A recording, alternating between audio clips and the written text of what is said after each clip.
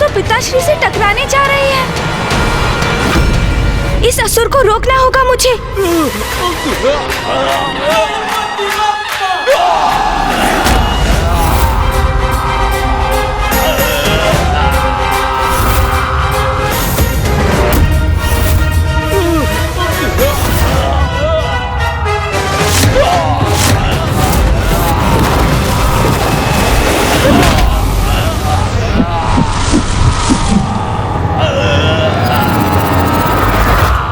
ये संकट तो टल गया। ये असुर पिताश्री से दूर हो गया। गणेश जी, संकट अभी टला नहीं है। ऊपर देखिए। ये तो अनर्थ होने जा रहा है।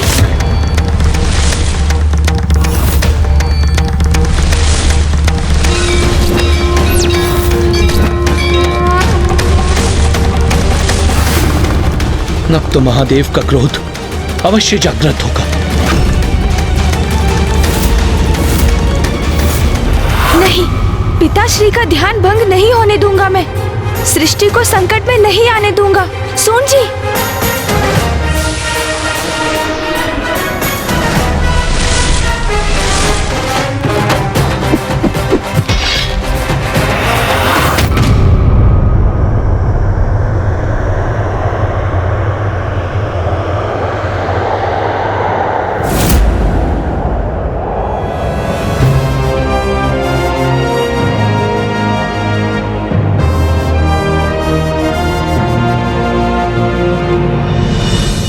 अपने स्वामी शुंभ के समान ही मूर्खता का परिचय दे रहे हैं उनके असुर सैनिक। अभी तो गणेश उनके ध्यान को भंग होने से रोक दिया है, किंतु ये असुर उनके तप में व्यवधान डालने के लिए आतुर है, जो मैं कदापि होने नहीं दूंगी।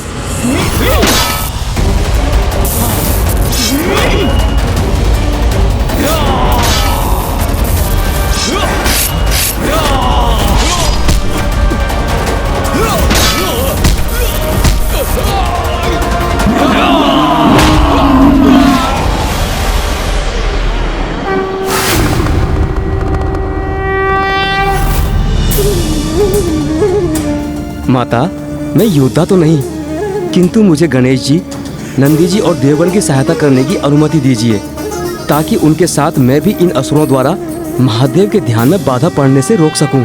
हाँ पुत्र मार्कंडे, एक विशेष रूप में अब तुम्हारे द्वारा भी एक पात्र निभाने का समय आ गया है।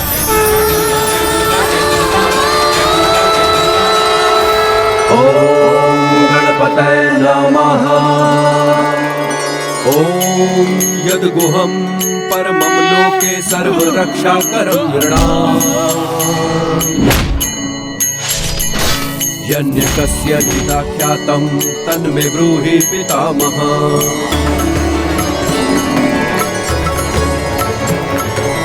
अस्ति ज्ञातं विप्र सर्वभूतोपकारकम्। देव्यास्तु तव चं पुण्यं दक्षिणुष्व महामुने।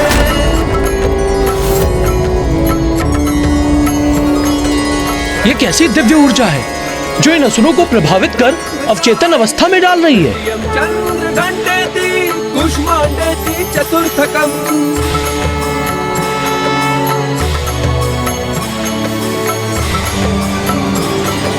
पंचम समाधेति षष्ठम कात्यायनीति च सप्तम कालरात्रिति महागौरीति च अष्टमम्।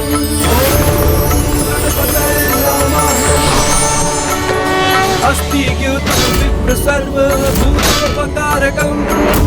देवतास्तु तव चं पुण्यं दक्षिणुष्व महामुने। ये क्या? ये असुर तो स्वयं निष्क्रिय होते जा रहे हैं। प्रथमं शैलपुत्री च द्वितीयं ब्रह्मचारिणी। ऋषि मार्कंडेय के मुख से प्रस्फुटित होने वाले दिव्य मंत्र की शक्ति का प्रभाव है ये।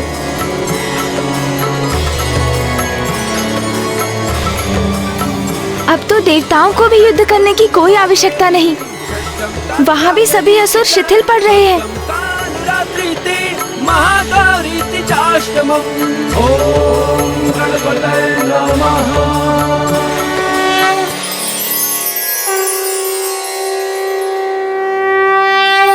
माँ का ही चमत्कार है ये। माँ की शक्ति तो अथाह अपार है। उनके नाम के स्मरण मात्र से ही उनके भक्तों की रक्षा सुनिश्चित हो जाती है।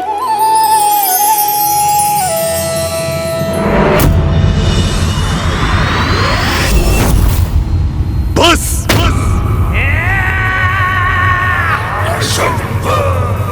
अब मेरा धैर्य चूक रहा है। तुमसे अंतिम बार पूछ रहा हूं, बताओ कहां है अमृत? उचित है फिर तुम्हारा मुख खुलवाने के लिए दूसरा उपाय करने का समय आ गया है। धूम्रलोचन, इन दोनों को इस बंधन से मुक्त करो। ये दुष्ट तो हमें मुक्त करने का आदेश दे रहा है, किंतु क्यों? अब ये करने क्या चाह रहा है?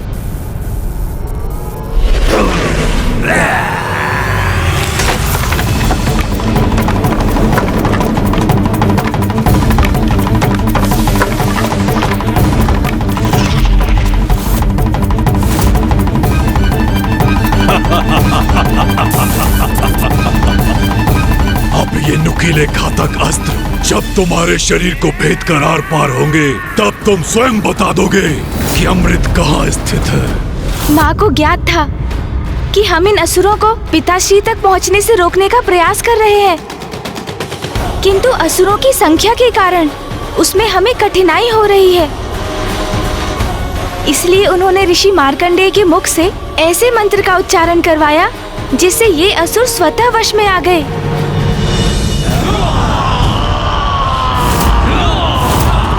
गणेश जी, संकट अभी टला नहीं। वो देखिए, असुरों का झुंड हमारी ओर ही बढ़ रहा है।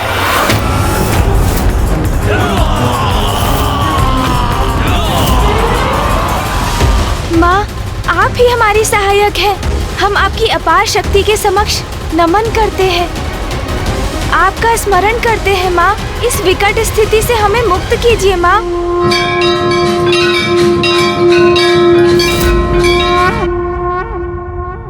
ओम यद्गुहं परमं लोके सर्वरक्षाकरं नृणाम् यन्यकस्य चिदाख्यातं तन्मे ब्रूहि पितामह।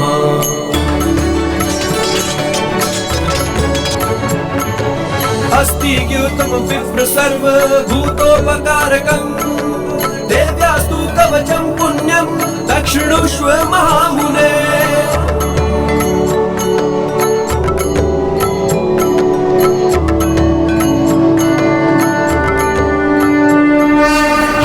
ये क्या हो रहा है यहाँ? ये देवी मंत्र के उच्चारण से ही हम हमारे असुर योद्धा को अशक्त कर रहे हैं। ये जो भी हो रहा है सर्वथा अनुचित है। हमें शीघ्र ही स्वर्गाधिपति असुर महानायक शुंभ को इस विचित्र घटना के बारे में सूचित करना चाहिए।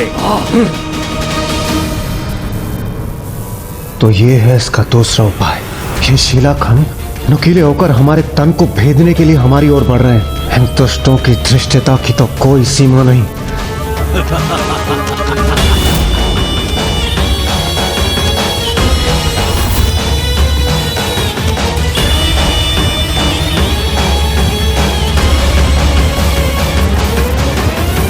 सावधान महाराज, सावधान!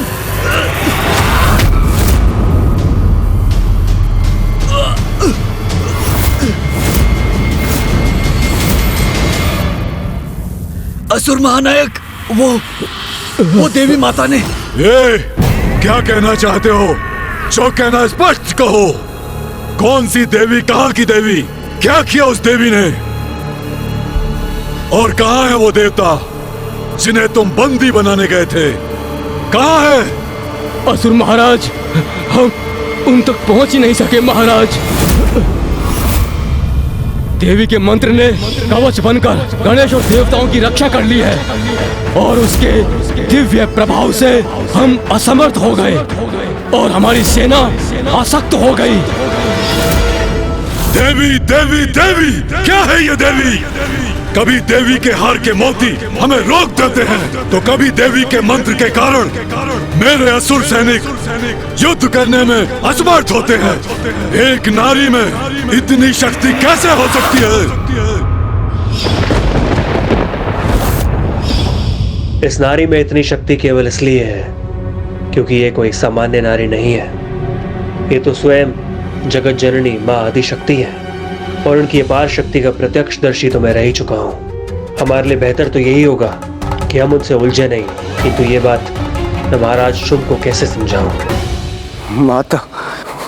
माता के मंदिर में जो कुछ भी हुआ, तुम स्वयं उसके साक्षी हो शुभ। स्मरण रहे, माता की लीला के समक्ष तुम कदापि नहीं टिक पाओगे।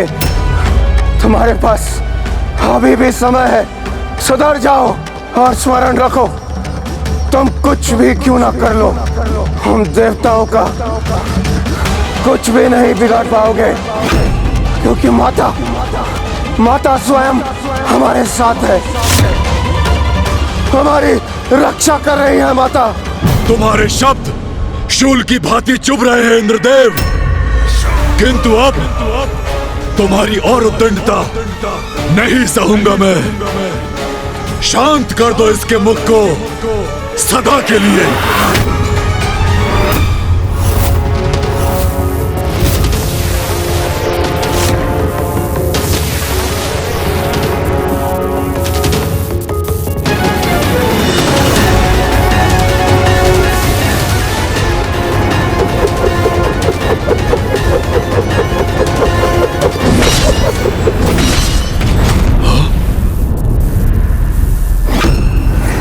अब ये शूल कहां से उत्पन्न हुआ?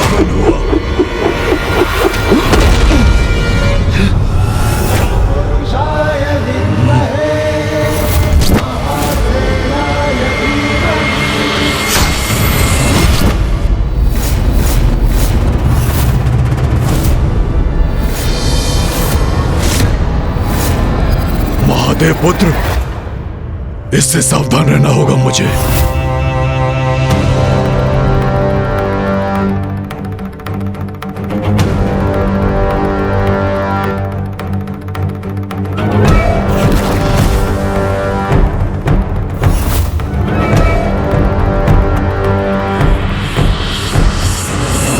तो ये तुम्हारा दुष्कृत्य है, तुमने यहाँ आने का दुस्साहस कैसे किया? यही प्रश्न तो मैं तुमसे पूछना चाहता हूँ शुंभ, कि तुमने यहाँ आने का दुस्साहस कैसे किया?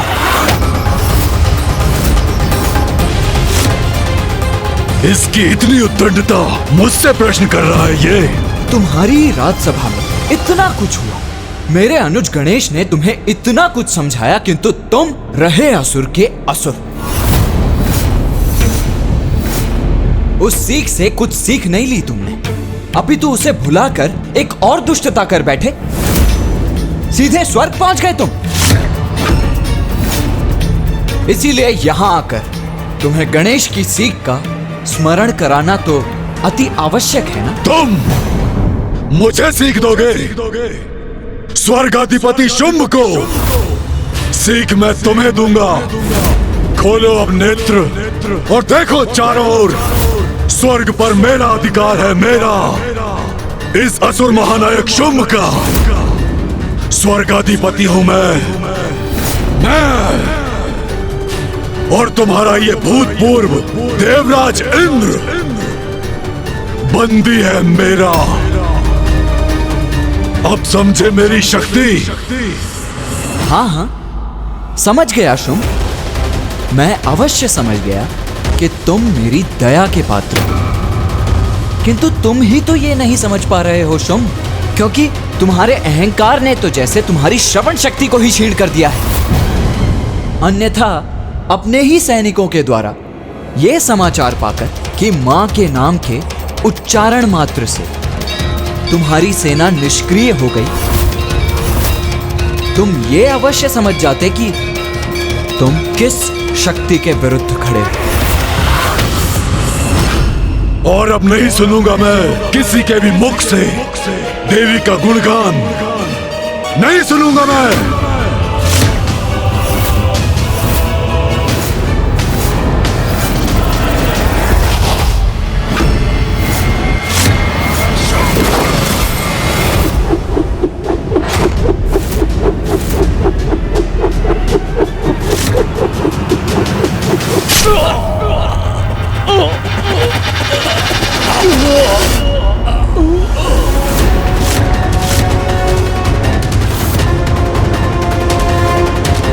ये क्या किया इस दुष्ट ने?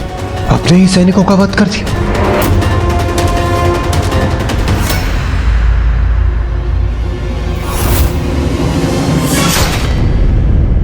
भीरू थे, द्रोही थे, जिसका उचित दंड मैंने उन्हें दिया। देवताओं को बंदी बनाने भेजा था इन्हें, और ये एक नारी शक्ति की काल्पनिक कथा लेकर लौटे। समझता हूं मैं, ये चाल है तुम देवताओं की।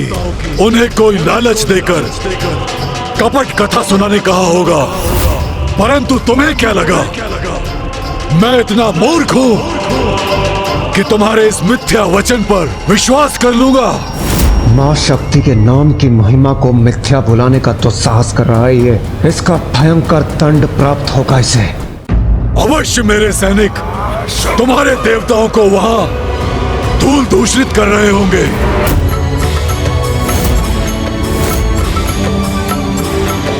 पंचम स्कंद मातेति षष्ठम कात्यायनीति च सप्तम कालरात्रिति महागौरीति चाष्टमम्।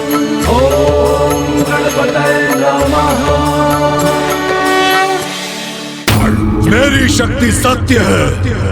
मैं असुर महानायक शुंभ स्वर्गाधिपति हूँ। इंद्र और वायुदेव मेरे बंदी हैं, और ये भी सत्य है मेरे असुर सैनिक देवताओं को बंदी बनाकर लाते ही होंगे। मेरे समक्ष प्रस्तुत करेंगे तो तुम्हारा असत्य स्वतः प्रमाणित हो जाएगा। उचित कह रहे भ्राता शुंभ। इन देवताओं ने अपनी कल्पना से कथा घड़ी, उसमें विश्वास कोई नहीं कर सकता। एक नारी के कारण उसके नाम के उच्चारण से संपूर्ण सेना शिथिल हो जाए। ये कैसे संभव है भ्राता शुंभ? मूर्खों, जो मैंने कहा वो सत्य है। देवताओं की चाल नहीं, किंतु तुम माँ का अपमान कर हमारी योजना को सफल बना रहे हो। माँ से जब तुम्हारा सामना होगा तब तुम्हें यह सत्य अवश्य ज्ञात हो जाएगा कि माँ की शक्ति तो सर्वोपरि है, किंतु ये सत्य तुम्हारा काल बनकर तुम्हारे समक्ष आएगा।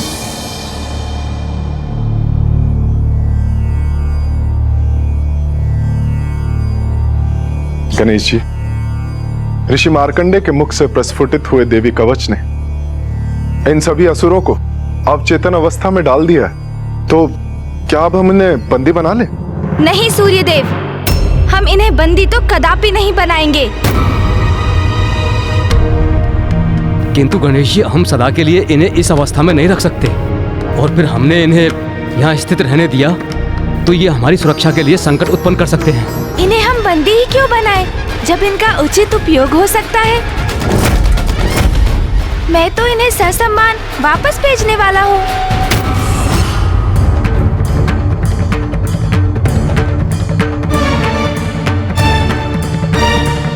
इन असंख्य असुरों को इस अवस्था में कैसे लौटाएंगे गणेश जी?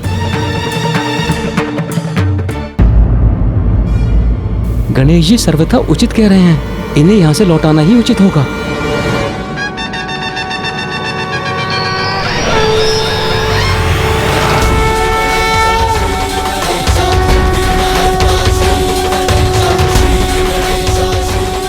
अपना आकार बड़ा करके क्या करने जा रहे हैं गणेश जी?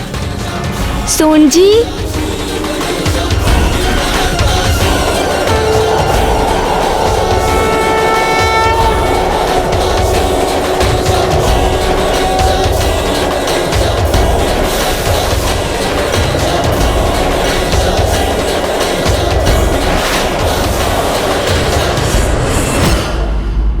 अद्भुत। गणेश जी ने तो अपनी श्वास की शक्ति से ही इन सभी असुरों को लौटा दिया।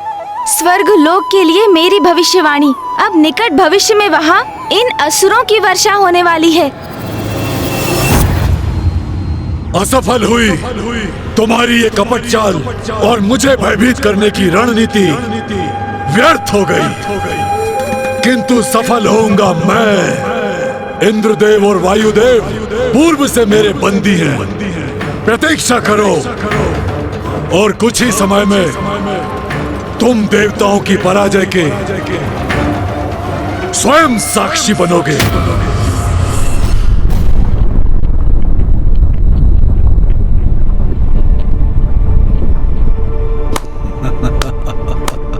ये ध्वनि सुनी तुमने? मेरे सैनिकों के लौटने की ध्वनि है ये। मेरी जय और तुम्हारी पराजय।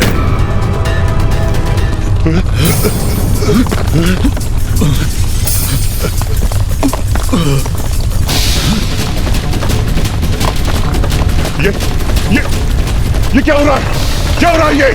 क्या कारण है इस तीव्र कंपन का? सावधान भ्राताशंक!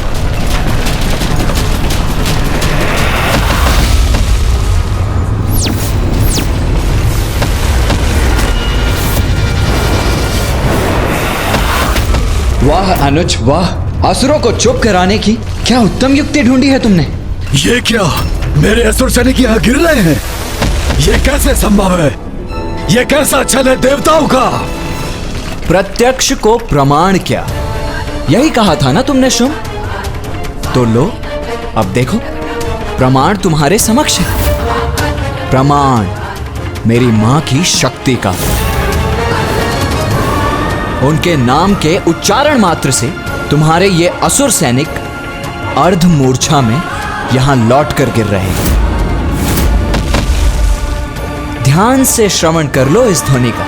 विश्वास नहीं होता, ये कैसे हो सकता है? कितने भी प्रयास कर लो तुम शुंभ, अपनी संपूर्ण शक्ति ही क्यों ना झोंक दो, किंतु फिर भी हमें बंदी नहीं बना पाओगे तुम। अब देखो तुम्हारे ही समक्ष मैं इंद्रदेव और वायुदेव को तुम्हारे बंधन से मुक्त कराकर ले जाऊंगा और तुम कुछ नहीं कर पाओगे।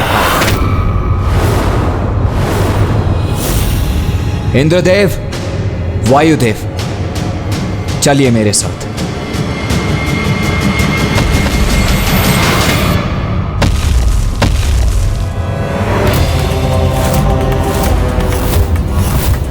महाराज शुंभ, ये महादेव का पुत्र कार्तिकेय अपने दोनों देवताओं को साथ लेकर जा रहा है और हम कुछ नहीं कर पा रहे हैं। ये इतनी सरलता से यहाँ से केवल इसलिए जा पा रहे हैं क्योंकि ये मेरी स्वयं की इच्छा है, किंतु इसका भी प्रतिशोध मैं कुमार कार्तिकेय और गणेश से लेकर रहूंगा।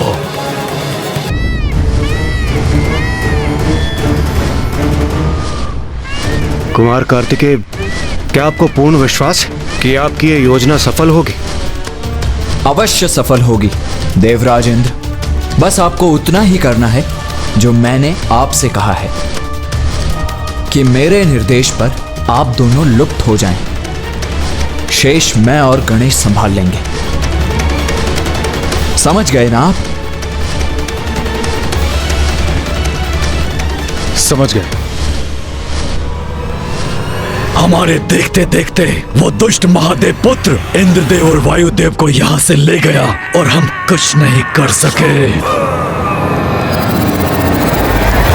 तुम सभी किसी कार्य के नहीं हो, तुम व्यर्थ हो मेरे लिए।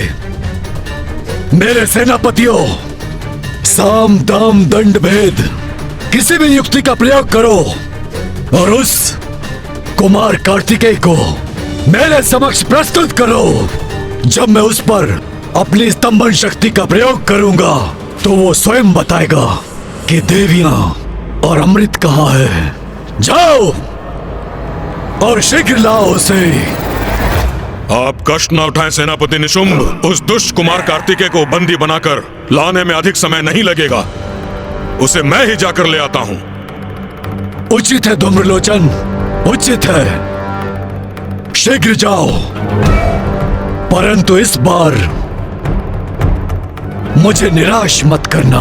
मैं बस अभी गया और अभी आया। जाओ।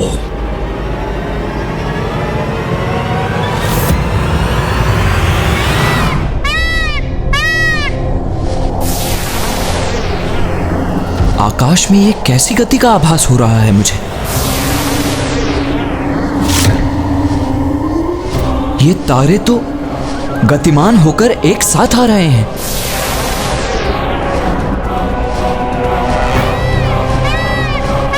अर्थात हम पर पुनः संकट छाने वाला है कुमार कार्तिकेय। नहीं देवराज, अब जो होगा वो उचित ही होगा। किंतु कुमार कार्तिकेय, ये हो क्या रहा है? वही जो हम चाहते हैं वायुदेव। ये निर्जीव तारे गतिमान होकर एक साथ आ रहे हैं और निर्जीव वस्तुओं को गतिमान करने, उन्हें अपने अस्त्र शस्त्र और सैनिकों में परिवर्तित करने में तो केवल एक ही असुर सक्षम है, धूम्रलोचन। अवश्य वही हमारा पीछा कर हम पर आक्रमण की तैयारी कर रहा है।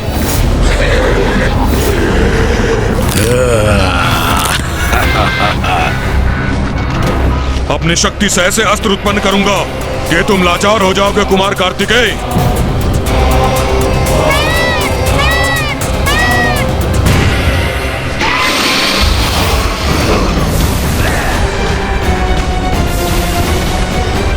देवगण बाएं!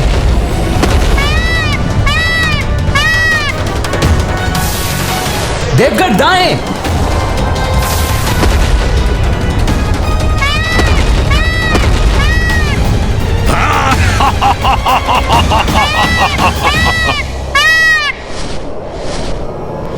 अरे, ये महादेव पुत्र कहां चला गया?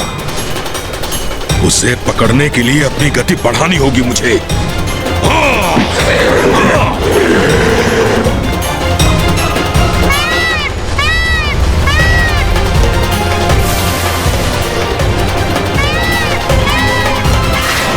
ये नुकीले अस्त्र तो हमारी ओर बढ़ रहे हैं। वायुदेव, मुझे अपनी शक्ति का पुनः आभास हो रहा है। हम उस दुष्ट शुंभ की स्तंभन शक्ति से मुक्त होकर उससे बहुत दूर निकल चुके हैं। हाँ देवराज, ये आभास तो मुझे भी हो रहा है। मेरी समस्त शक्तियां, मेरी सिद्धियां पुनः लौट रही हैं। तो फिर विलंब किस बात का वायुदेव? हमें मिलकर इन असुरों का सामना करना चाहिए।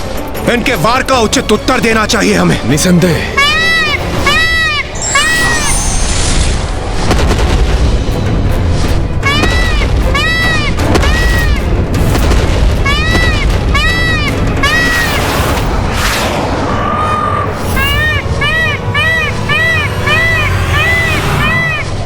कुछ भी कर लो इंद्रदेव, किंतु मेरी शक्तियों का तोड़ नहीं है तुम्हारे पास। कुमार कार्तिकेय, हमें धूम्रलोचन के वार का प्रत्युत्तर देना चाहिए। अब मैं और वायुदेव उसका सामना करने में सक्षम हैं। नहीं देवराज, आप अभी ऐसा कुछ नहीं करेंगे।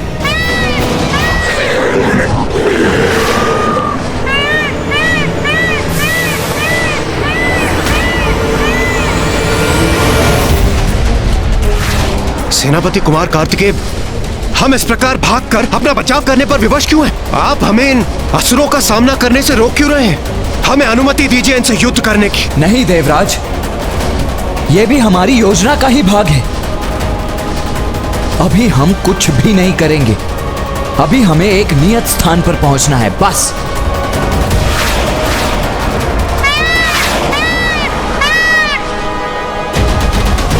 अब विंध्याचल पर्वत मेरे समक्ष है।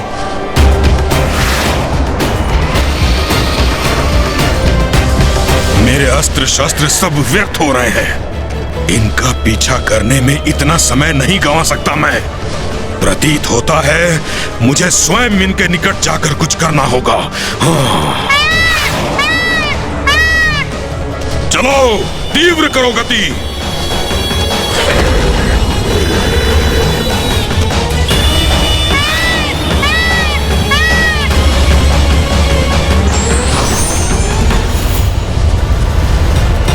कुमार कार्तिकेय, दुष्ट धूम्रलोचन शस्त्रों से सज्जित हमारे अत्यंत निकट पहुंच चुका है। तो आप योजना का स्मरण रखिए इंद्रदेव। जब मैं कहूं तभी अदृश्य हो जाइए आप। और किसी भी प्रश्न के उत्तर का समय नहीं है अभी।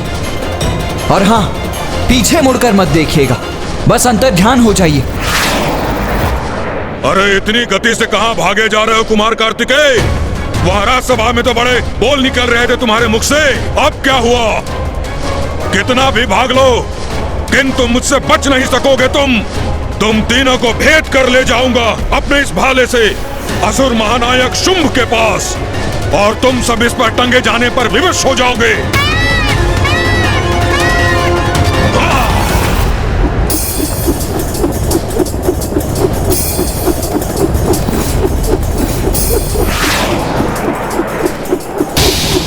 कुमार कार्तिकेय, धूम्रलोचन ने भाले से प्रहार किया है हम पर, जो बहुत तीव्र गति से हमारी ओर बढ़ रहा है।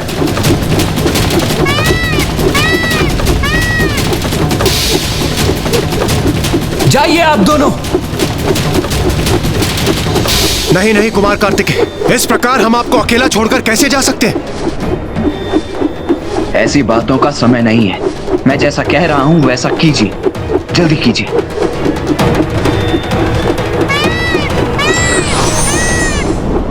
अरे ये दोनों कहां लुप्त हो गए?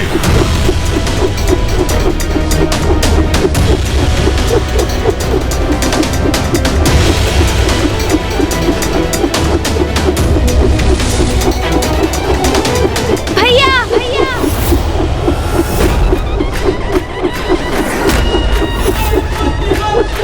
अरे ये गजमुख यहाँ कैसे, और ये करने क्या जा रहा है? गणेश, सून जी,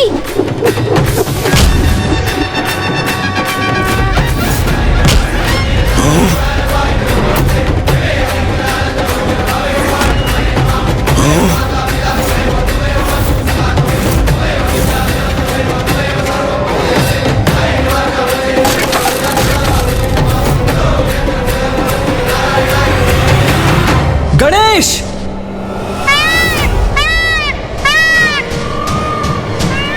गणेश, ये क्या कर रहे हो तुम रुक क्यों गए? असुर जी, आपका ये प्रहार तो व्यर्थ हो गया, किंतु आपके लिए मेरे पास एक प्रस्ताव है। कैसा प्रस्ताव? गणेश, ये क्या कर रहे हो तुम? हमारे शत्रु इस असुर के साथ कोई प्रस्ताव रखने के पूर्व मेरी सहमति तो ले लो। नहीं भैया, बहुत कर ली हमने देवताओं की रक्षा। मैंने अभी देखा आपने अपने प्राणों की चिंता त्याग कर इंद्रदेव और वायुदेव की रक्षा की, और जब इन असुर जी ने आक्रमण किया तो वो आपको अकेला छोड़कर चले गए। इतने स्वार्थी हैं ये देवता, आज मुझे ज्ञात हुआ। प्रतीत होता है इन देवताओं में आंतरिक मनमुटाव उत्पन्न हो गया है। तो इसमें निराश होने जैसा क्या है गणेश? वो इन असुर जी के पराक्रम से भयभीत हो गए होंगे। ऐसा हो जाता है, बड़े बड़े वीर शक्तिशाली योद्धा के सामने आतंकित हो जाते हैं। बस भैया, अब मैं देवताओं का ये व्यवहार और सहन नहीं करूंगा। जब वो संकट में आते हैं तो भागकर हमारे पास आते हैं, और हम अनेकों संकट से जूझकर उनकी रक्षा भी करते हैं, किंतु जब हमें उनकी सहायता होती है तो वो कहीं दिखाई नहीं देते। ये क्या बात हुई भला? बस भैया बस, इस प्रकार हम कब तक उनकी रक्षा करते रहेंगे? गणेश, किंतु तुम करने क्या जा रहे हो? देखो अनुज, जो भी करना सोच विचार कर ही करना। क्रोध में आकर ऐसा कुछ मत कर बैठना जो। भैया, मुझे भली भांति ज्ञात है कि मैं क्या कर रहा हूँ। मैं अपनी और आपकी सुरक्षा सुनिश्चित कर रहा हूँ। असुर जी, आप यही ज्ञात करना चाहते हैं ना कि इंद्रदेव और वायुदेव कहाँ जाकर छिपे हैं, है ना? नहीं गणेश, तो आइए असुर जी, मैं स्वयं आपको वहाँ ले चलता हूँ। तुम स्वयं लेकर जाओगे मुझे? और इसके लिए तुम्हें मुझसे क्या चाहिए? कुछ अधिक नहीं असुर जी, बस इतना कि अब आप मेरे भ्राता पर वार नहीं करेंगे। देवताओं को आप ले जाइए, किंतु मेरे अग्रज को सुरक्षित रहने दीजिए। यदि मैं सभी देवताओं को बंदी बनाकर ले गया तो स्वर्गाधिपति असुर महानायक शुंभ अति प्रसन्न होंगे, और एक बार सभी देवता हमारे बंदी बन गए तो अमृत और देवियां कहाँ हैं ये तो असुर महानायक शुंभ उनके मुख से निकलवा ही लेंगे। तो क्या निर्णय है आपका? मेरा प्रस्ताव स्वीकार है आपको असुर जी? उचित है। क्या तुम सर्वप्रथम मुझे देवताओं के पास ले जाओगे? हाँ हाँ, क्यों नहीं असुर जी, आइए चलिए मेरे साथ। मैं भी चलता हूँ। नहीं भैया, आप मेरे साथ नहीं आएंगे। नहीं गणेश, मैं तुम्हें अकेले कहीं नहीं जाने दूंगा। अच्छा, तो उचित है, आप भी चलिए। किंतु आप मुझे कुछ भी करने से रोकेंगे नहीं भैया, क्योंकि मैं अपने निर्णय पर अटल हूँ। मैं तो अब इन असुर जी को इनके गंतव्य तक पहुँचा कर ही रहूंगा। चतुर चतुर चतुर चतुर ज्ञानी, चतुर चतुर चतुर चतुर ज्ञानी।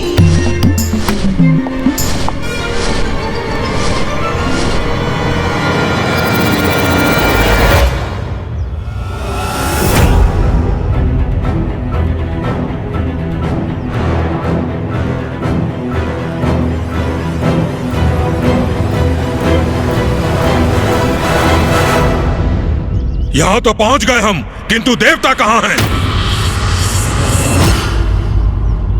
गणेश, एक बार पुनः सोच लो। स्मरण रखो, हम भी देवता हैं। अभी भी समय है, हमें देवताओं की ही सहायता करनी चाहिए। वही तो मेरा भी कहना है भैया, हम देवता हैं, इसलिए देवताओं को हमारा साथ देना चाहिए था, किंतु ऐसा नहीं किया ना उन्होंने। नहीं भैया, अब मेरे लिए तो सबसे महत्वपूर्ण आपकी सुरक्षा है। यदि उन देवताओं के लिए आप असुर महानायक शुंभ से सुरक्षित हो सकते हैं, तो वही उचित है भैया। बहुत हुआ भ्राताओं का स्नेह लाभ। मेरा समय व्यर्थ मत करो। मुझे बताओ, कहाँ छुपे हैं देवता? नहीं गणेश, इस अदृश्य दीवार के उस पार।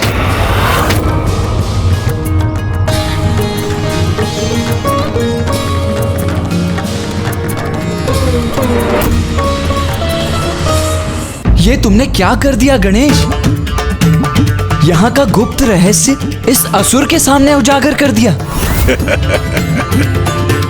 और इसे बता दिया कि यहाँ एक अदृश्य बाधा है, जिसके उस पार एक अद्भुत संसार है। कैसी बाधा, कैसा संसार? मुझे तो यहाँ कुछ दिखाई नहीं दे रहा। तुम मुझे मूर्ख बनाने का प्रयास कर रहे हो? नहीं नहीं असुर जी, ये कैसे संभव है?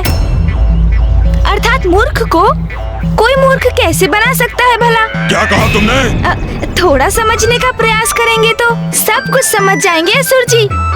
मैंने कहा ना, वो अदृश्य बाधा है, और जो अदृश्य है वो आपको कैसे दिखाई दे सकती है? बस, बहुत हुआ, अभी सब स्पष्ट हो जाएगा।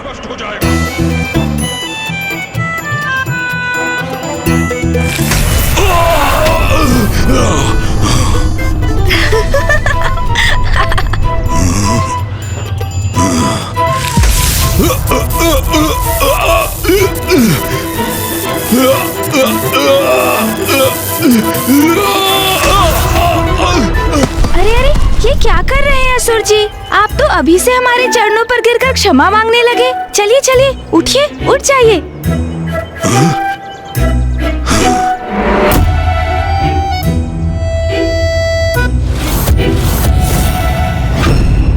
स्पष्ट हो गया ना असुर जी? तो अब ये भी ध्यान से सुनिए। सूर्य देव, वायु देव, वरुण देव और अग्नि देव और सभी देवियां इस अदृश्य बाधा के उस पार छिपे हैं, और वो सभी जगत जननी माँ कौशिकी के संरक्षण में हैं। अरे वाह, ये तो और भी उत्तम है। देवता, देवियां और ये सब जिसे जगत जननी पुकारते हैं, वो सब हैं यहाँ। यदि मैं इन सबको एक साथ यहाँ से बंदी बनाकर ले जाऊं, तो उसका तो आनंद ही कुछ और होगा। अरे अरे असुर जी, एक बात तो मैं आपको बताना ही भूल गया। वहाँ जाने के लिए आपको नारी शक्ति को जागृत करना होगा। आप उस अदृश्य बाधा को तब तक पार नहीं कर सकते जब तक कि आप नारी का अवतार धारण नहीं करते, क्योंकि माता कौशिकी वहाँ अपने भक्तों को नारी रूप में ही आने की अनुमति देती है।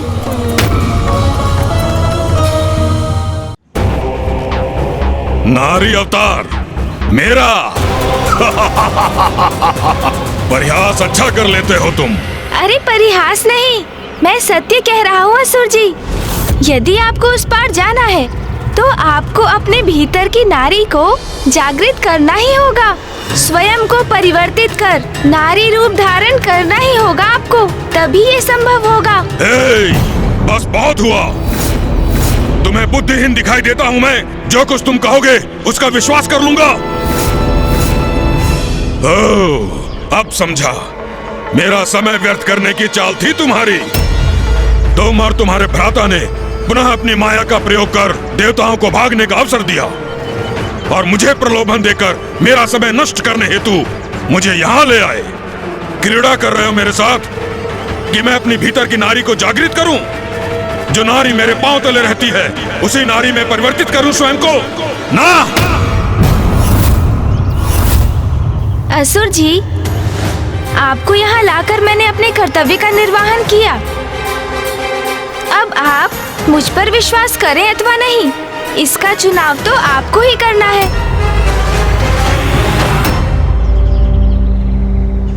माँ, हमने अपना दायित्व निभा दिया, अब हमें आज्ञा दीजिए।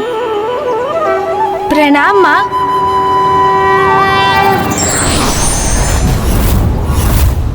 अरे कहाँ चले गए ये दोनों? इन दोनों ने छल किया है मेरे साथ। देवता यहाँ नहीं, कहीं और छुपे हैं। मुझे भटकाने के लिए लाए थे ये दोनों। कहीं भी छिपे हो देवता, उन्हें तो मैं ढूंढ कर ही रहूंगा।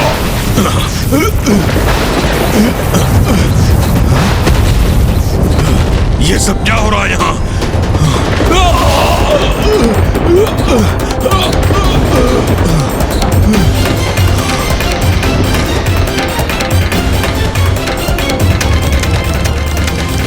अरे अदृश्य नहीं रही ये बाधा, कोई मेरी सहायता करने की चेष्टा कर रहा है।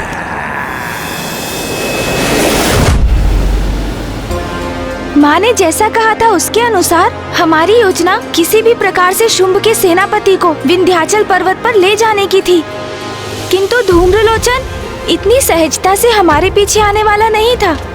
वो तो युद्ध कर देवताओं और भैया को भी बंदी बनाना चाहता था। इसलिए मैंने और भैया ने उन्हें भ्रमित करने के लिए ये योजना बनाई और छल से मैंने उनका विश्वास जीत लिया। किंतु गणेश, तुमने उस दुष्ट धूम्रलोचन को नारी रूप धारण कर भीतर जाने का सुझाव क्यों दिया? भैया, माँ तो जगत जननी है और सभी उनकी संतानें हैं। हम, आप, देवगण और असुर भी, और वो अपनी सभी संतानों को सुधरने का एक अवसर अवश्य देती है। मैं तो धूम्रलोचन को माँ के दर्शन करने का अवसर दे रहा था। यदि वो भक्ति भाव से वहाँ जाकर माँ के दर्शन करता तो उसके समस्त पाप धुल जाते, किंतु वो तो नारी को स्वयं से भिन्न समझता है, इसलिए ऐसा स्वर्णिम अवसर पाकर भी उसने इसे गवा दिया। गणेश, तुम्हारी रणनीति और योजना शुंभ और निशुंभ के वध का आधार बनेगी। नहीं भैया, इसमें मेरा कोई योगदान नहीं। जैसे माँ ने ऋषि मार्कंडेय के मुख से अपने कवच का उच्चारण करवाकर असुरों को अर्ध निद्रा में डाल दिया था, उसी प्रकार मैं भी माता की ही इच्छा का माध्यम बन रहा हूँ। शुंभ और निशुंभ का वध तो माता के हाथों ही नियत है और उसका समय अब बहुत निकट है। हाँ भैया, शीघ्र ही शुंभ निशुंभ माता के समक्ष होंगे।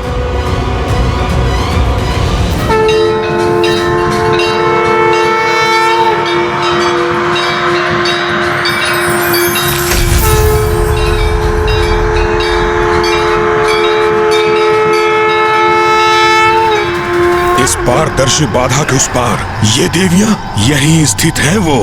अरे इनके समक्ष ये कैसी अद्भुत ज्योति स्थित है। अद्भुत, ऐसा अद्भुत सौंदर्य तो पूर्व में मैंने कभी नहीं देखा। कौन है ये सुंदरी?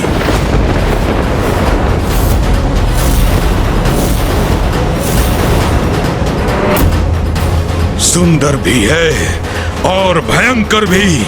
अद्भुत, सर्वथा अद्भुत है ये सुंदरी। मैं अभी जाकर महाराज शुंभ को इस बारे में सूचित करता हूँ तुम्हारे अंत का आरंभ अब हो चुका है असुरों। गणेश जी, आपने अपनी योजना से धूम्र को माता के पास भेज तो दिया, किंतु अब होने क्या वाला है ये मैं समझने में असमर्थ हूँ। वही होगा जो माँ पर कुदृष्टि डालने का परिणाम होता है, सर्वनाश। माँ ने उसे अपना क्षणिक दर्शन दिया होगा और अब तक धूम्रलोचन शुंभ तक पहुंचकर उन्हें माँ और देवियों की सूचना दे चुके होंगे। ऐसा अद्भुत सौंदर्य और उस सौंदर्य की धनी ऐसी सुंदरी तो संसार में कोई भी नहीं, और आप जैसा पुरुष भी संसार में दूसरा कोई नहीं। सौंदर्य के साथ शक्ति सामर्थ्य भी है वो। स्वर्ग के अंतर्ध्यान सभी देवियों की रक्षा कर रही है वो। मैंने उन देवियों को भी उनके निकट देखा था।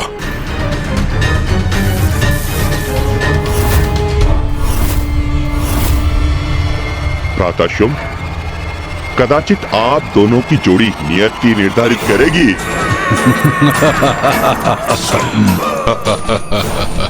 हाँ, और आप दोनों की जोड़ी अत्यंत भाएगी सभी को। आप दोनों का विवाह अवश्य ही होना चाहिए। उस स्त्री के साथ न्याय तब होता जब मैं उसे मेरे प्रति अपराध करने का दंड देता।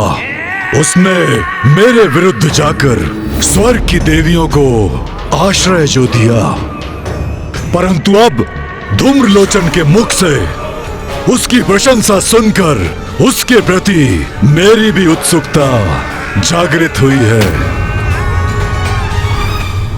जाओ धूम्रलोचन, मेरे दूत सुग्रीव के साथ जाकर उसे मेरा संदेश दो कि यदि वो मेरे दंड से अपनी रक्षा करना चाहती है तो यथाशीघ्र मुझसे विवाह करने के लिए यहाँ प्रस्तुत हो और स्वर्ग की समस्त देवियों को मेरी सेविकाएं बनाकर मेरे समक्ष प्रस्तुत करें, अन्यथा परिणाम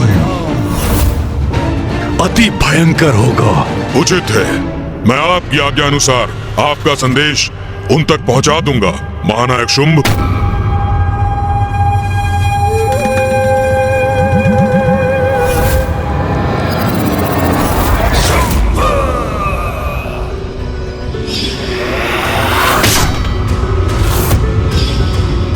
ये उचित नहीं हो रहा। महाराज शुंभ को मुझे देवी कौशिकी की महिमा के बारे में सूचित करना होगा।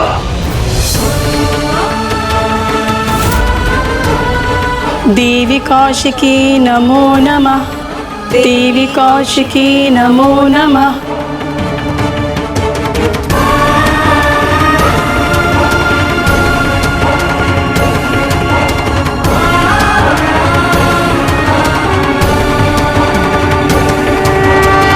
पुत्रियों, अब वो समय आ गया है पुत्रियों, जब तुम्हें यहाँ से प्रस्थान करना होगा।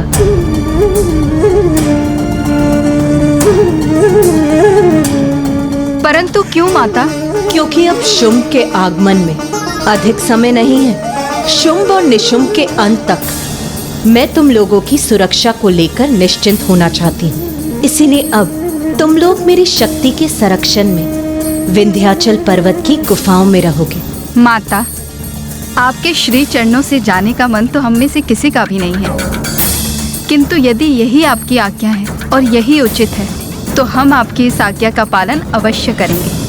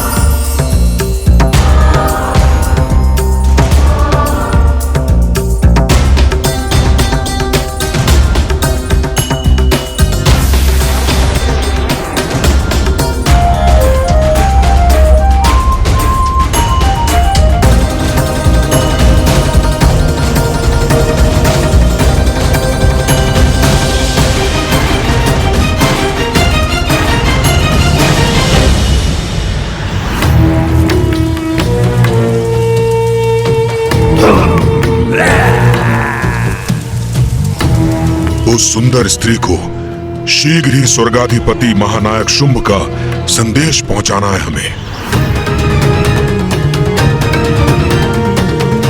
किंतु कहां है वो?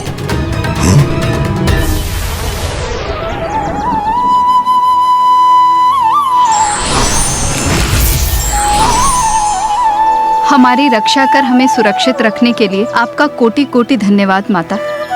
हमारी प्रार्थना है कि आपकी कृपा दृष्टि इसी प्रकार हम पर सदा बनी रहे। अवश्य पुत्रियों, माँ हूं मैं और संतान की रक्षा माँ का धर्म है।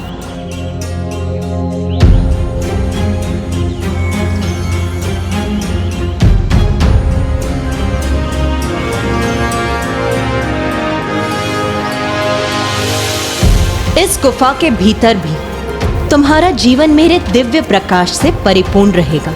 यहाँ तुम्हें कोई भी कठिनाई नहीं होगी।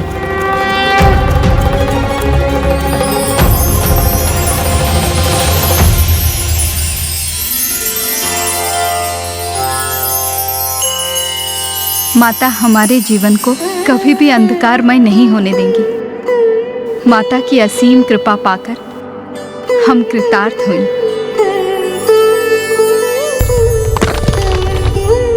माता ने हमारे चारों ओर एक अभेद सुरक्षा कवच प्रस्तुत किया है। हम सभी पूर्ण रूप से सुरक्षित हैं।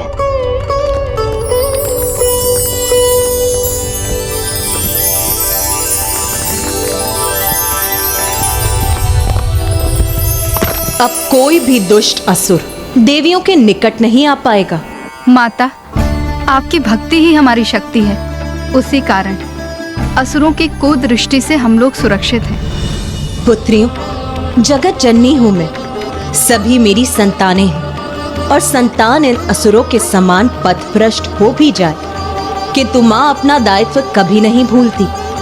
तुम्हें अब कोई कष्ट नहीं होगा, निश्चिंत रहो। सेनापति धूम्रलोचन जी, अपनी गति थोड़ी धीमे कीजिए ना। मेरे पाँव पीड़ा के कारण फटे जा रहे हैं। हृदय धोखने के समान दौड़ रहा है। यदि मुझे कुछ हो गया तो स्वर्गाधिपति शुंभ का संदेश आगे कैसे ले जाएंगे आप? ज्ञात नहीं महाराज शुंभ ने इस सुग्रीव को मेरे साथ क्यों भेज दिया, जैसे कि मैं इस कार्य में एकाकी सक्षम ही नहीं।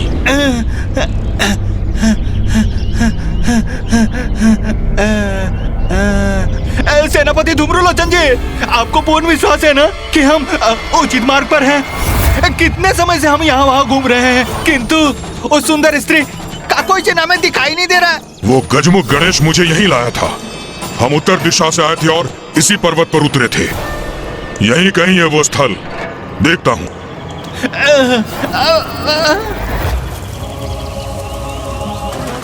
और कितना चलाइएगा?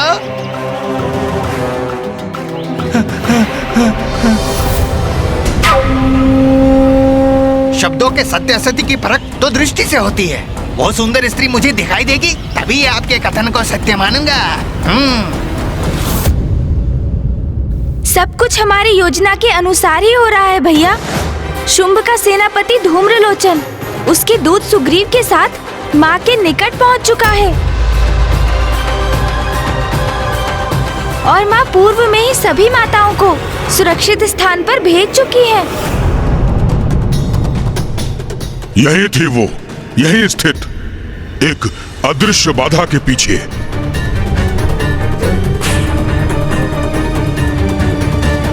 अरे इस निर्जन वन में मुझे अकेला छोड़कर मत जाइए धूम्रलोचन जी। शुंभ का प्रधान सेनापति हूं मैं, मुझे मार्ग दो।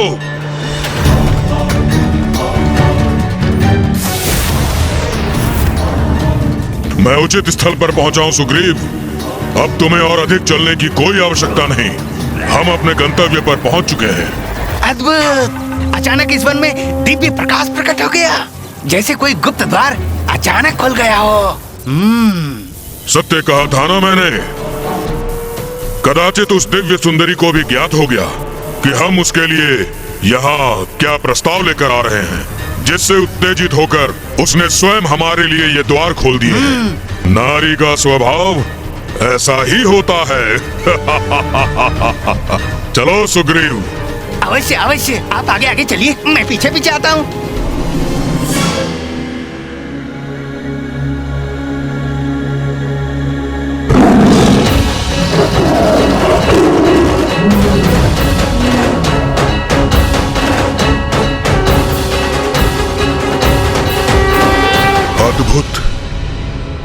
ऐसा दिव्य वैभव, ऐसा अनुपम रूप, इसका सौंदर्य तो पूर्व से भी अधिक प्रतीत हो रहा है।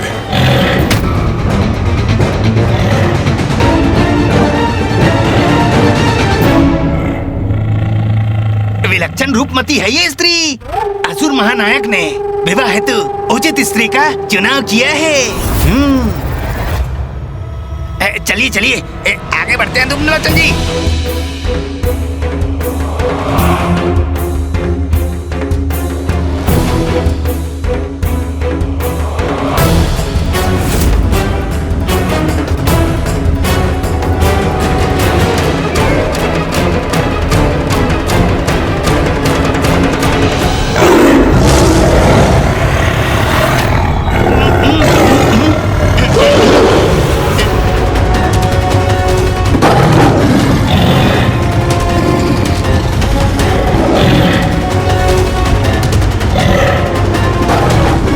इस सिंह की गर्जना ने तो ये प्रचंड वायु प्रवाह उत्पन्न कर दिया है। मैं इस सिंह की गर्जन से उड़ता जा रहा हूँ। मुझे रोकिए धूम्रलोचन जी, मुझे रोकिए।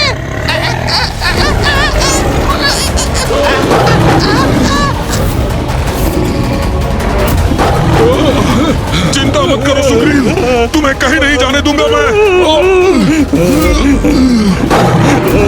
ये सिंह तो अपनी गर्जना में और वृद्धि कर रहा है। अब तो मैं भी खींचा चला जा रहा हूँ।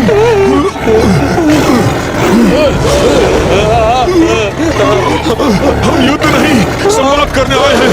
अपने स्वामी का संदेश लेकर आए हैं, इसलिए अपने सिंह को शांत करो सुंदरी।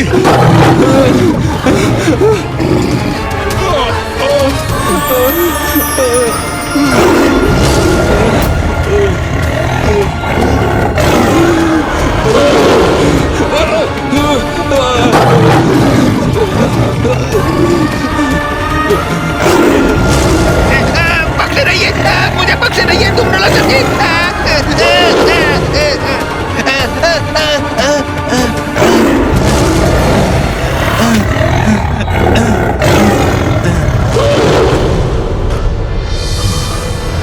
अब ये सिंह शांत हुआ तो हमें खड़े रहने का अवसर प्राप्त हुआ। कदाचित इसने हमें अपना शत्रु समझ लिया था, इसलिए अपने सिंह को ऐसी गर्जना करने का आदेश दिया होगा।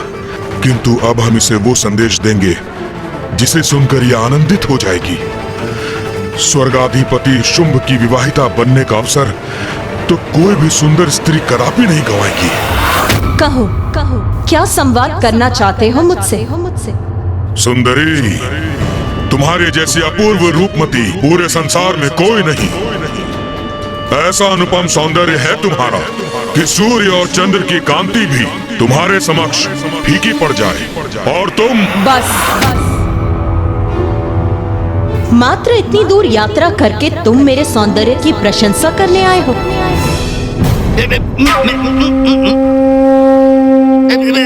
सौंदर्य की देवी, तुम इनकी बात का बुरा न मानो। ये शुंभ के सेनापति धूम्रलोचन है और मैं उनका दूत सुग्रीव। मैं तुम्हारे सौंदर्य का दर्शन पाकर ऐसा अभिभूत हुआ कि मेरे मुख से शब्द ही नहीं निकले। तुम्हारी जैसी सुंदरी तो संपूर्ण संसार में एक ही है। जैसे इस सृष्टि में एक ही पुरुष है जिसके समक्ष सूर्य और चंद्र दोनों ही नहीं टिक सकते। और ये महाप्रतापी रूपमान पुरुष तुम्हारे स्वामी शुंभ हैं। सर्वप्रथम इस सेनापति ने मेरे सौंदर्य की प्रशंसा की, फिर शुंभ के दूत अर्थात तुमने उसकी। किंतु मुझे किसी की भी प्रशंसा में कोई रुचि नहीं।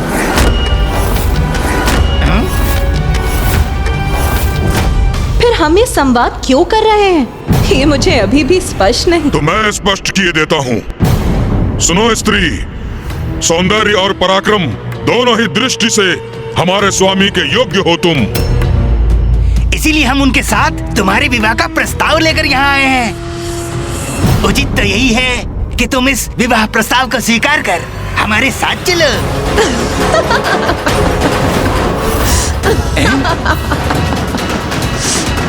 ये इस प्रकार अट्टहास क्यों कर रही है? मुझे ये बताओ तुम दोनों, रूपवान होने के अतिरिक्त कोई और गुण है भी तुम्हारे स्वामी में? इतना अहंकार है इसे अपने सौंदर्य का कि स्वर्गाधिपति असुर महानायक शुंभ के गुण पूछ रही है हमसे। बहुत चतुर स्त्री है ये धूम्रलोचन जी। इस प्रस्ताव को भली भांति परख रही है और उचित भी है। कोई भी नारी विवाह प्रस्ताव तो तभी स्वीकार करेगी ना जब उसे विश्वास हो जाए जिससे वो विवाह करने जा रही है वो सर्वथा उसके योग्य है कि नहीं है? कदाचित तुम्हें ज्ञात नहीं सुंदरी कि हमारे स्वामी कौन हैं? असुर महानायक शुंभ हैं वो, जिन्होंने अपने पराक्रम से पाताल, पृथ्वी और स्वर्ग तीनों लोकों पर अपनी सत्ता स्थापित की है।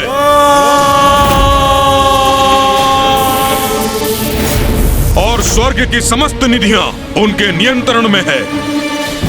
कल्प वृक्ष, कामधेनु, ऐरावत, उच्चैश्रवा सबके स्वामी हैं वो। इंद्र आदि देवताओं को स्वर्ग से निष्कासित किया है उन्होंने। अब आपको पूर्ण परिचय प्राप्त हो गया ना हमारे स्वामी का? अब तो स्पष्ट हो गया ना? तुम महावीर, महातेजस्वी स्वर्ग के अधिपति शुंभ का विवाह प्रस्ताव स्वीकार करे सुंदरी। सत्य कह रहे हो तुम। बहुत पराक्रमी, अत्यंत तेजस्वी और महावीर है तुम्हारे स्वामी शुंभ।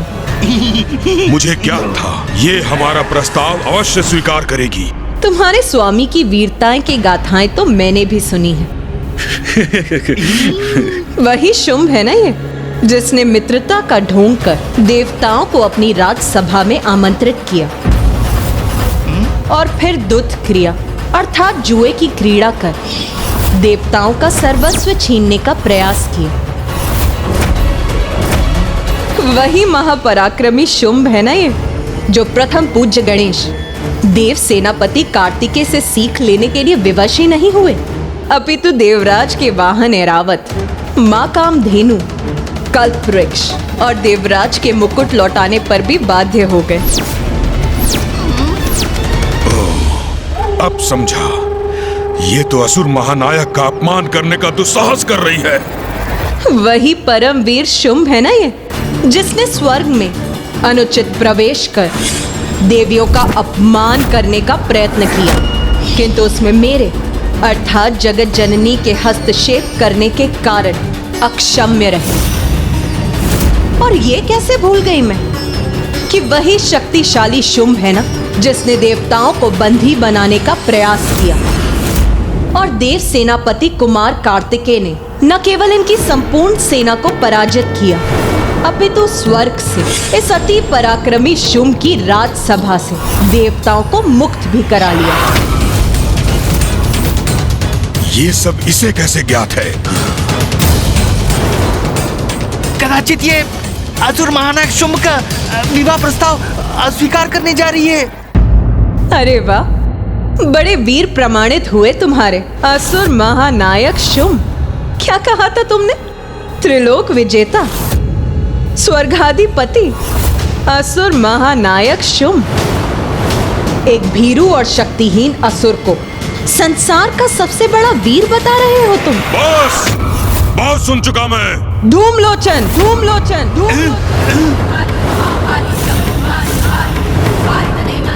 अपना स्वर ऊंचा करने का दुस्साहस मत करो। तुम अपने परमवीर महाराज के लिए मेरे समक्ष खड़े हो और मैं तुम्हारे ऊंचे स्वर को कदापि सहन नहीं करूंगी। इसकी गर्जना तो इसके सिंह की गर्जना के समान ही भयंकर है, किंतु मुझे इसका अहंकार खंडित करना ही होगा। ऐ सुंदरी, ये तुम्हारा सौंदर्य नहीं, तुम्हारा अहंकार बोल रहा है। सुनी सुनाई बातों पर विश्वास करने की भूल कर रही हो तुम, किंतु मेरे स्वामी के प्रति उदंडता करके सभी सीमाओं का उल्लंघन कर रही हो तुम, जिसे एक बार तो मैं अनसुना कर रहा हूं, किंतु पुनः ऐसा व्यवहार सहन नहीं करूंगा मैं। त्रिलोक के अधिपति हैं मेरे स्वामी शुंभ, स्वयं ब्रह्मदेव से वरदान प्राप्त किया उन्होंने। अपनी अपार शक्ति के बल पर किसी भी स्त्री को अपने चरणों की दासी बना सकते हैं वो, और उनकी दासी बनना भी किसी भी स्त्री के लिए सौभाग्य की बात है।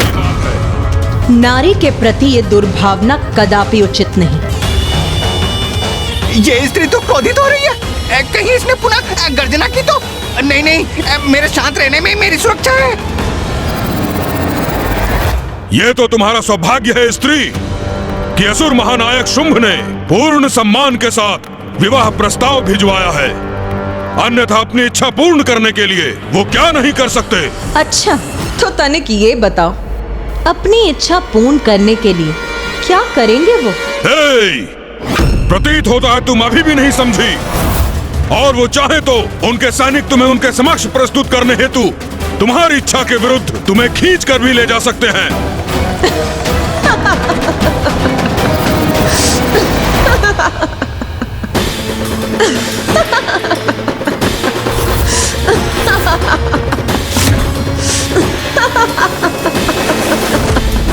मैंने कोई परिहास किया क्या जो ये पुनः अट्टहास करने लगी?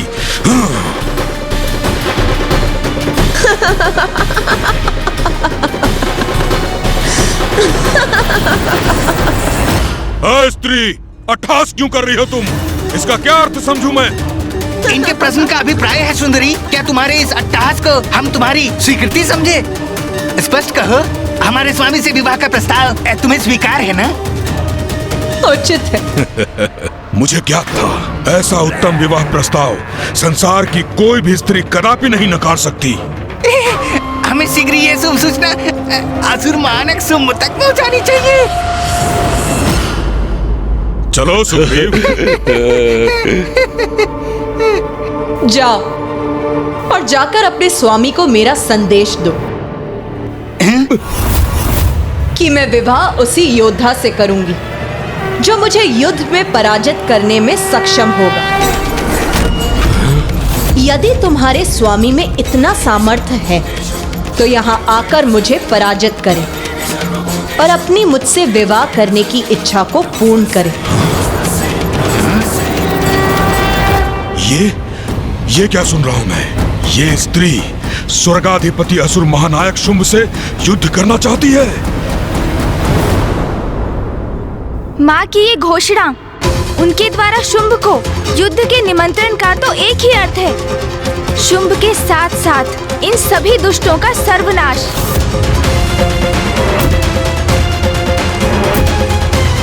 भ्राता शुंभ, आप बड़े उतावले दिखाई दे रहे हैं।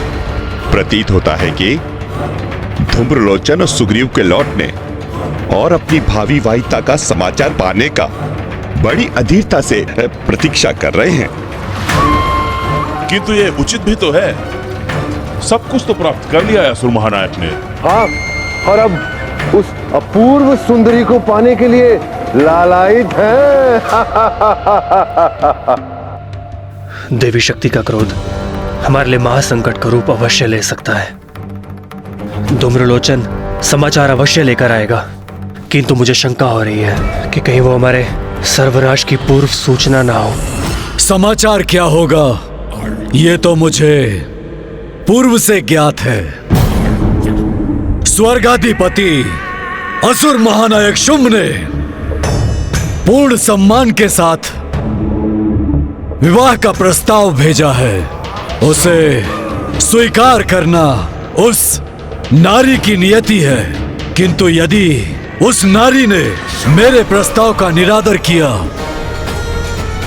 तो मेरे सैनिक उसका निरादर करेंगे, उसे खींचकर मेरे समक्ष यहाँ मेरी राजसभा में प्रस्तुत करेंगे। असुर महानायक शुंभ, आप बहुत बड़ी भूल कर रहे हैं।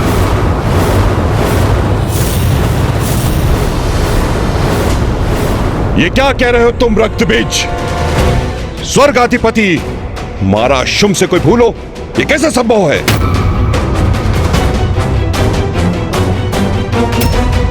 दृष्टता क्षमा कीजिए असुर महानायक, आपके सामने कितना कुछ घटित हो चुका है, किंतु आप उसे स्वीकार नहीं कर रहे। क्या घटित हुआ है मेरे समक्ष? हाँ रक्तबीज, जो भी कहना है स्पष्ट कहो।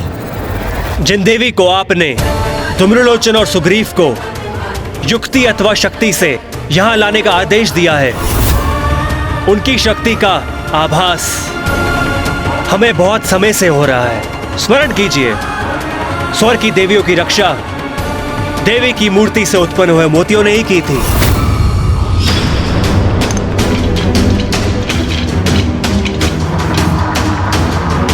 देवताओं को बंदी बनाने गए असुर सेना के असंख्य सैनिक देवी के मंत्र से ही तंद्रा में चले गए थे और वो युद्ध करने में असमर्थ हो गए थे।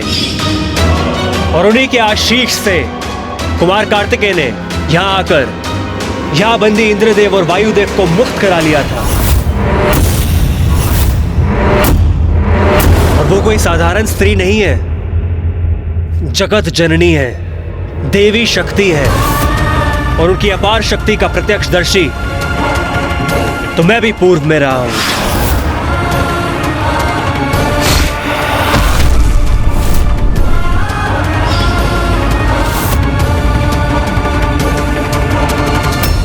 मेरे स्वामी असुर महानायक शुंभ ने तुम्हें विवाह का प्रस्ताव भेजा और तुम उन्हें युद्ध की चुनौती दे रही हो। इतना दुस्साहस तुम्हारा कि तुम मेरे स्वामी को इस निर्जन पर्वत पर आने के लिए कह रही हो, वो भी तुमसे, एक तुच्छ नारी से युद्ध करने। यही समस्या है नारी स्वभाव की।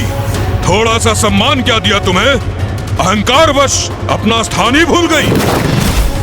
नहीं, तुम हमारे सम्मान योग्य नहीं हो।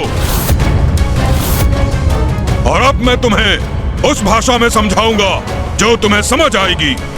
ताड़ना की भाषा, उसी के योग्य हो तुम।